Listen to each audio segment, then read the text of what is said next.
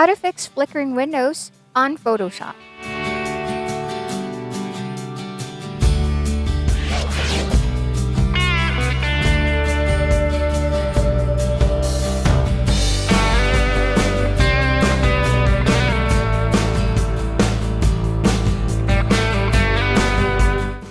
First, go to Edit, click Preference, and then click Performance. Uncheck the Use Graphics Processor and click OK.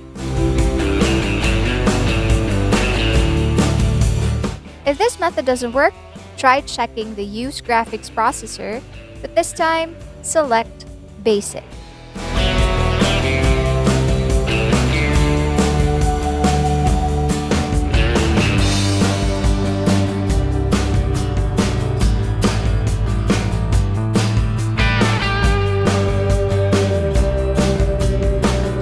This mode uses the least amount of graphics processor memory, which prevents the flickering window.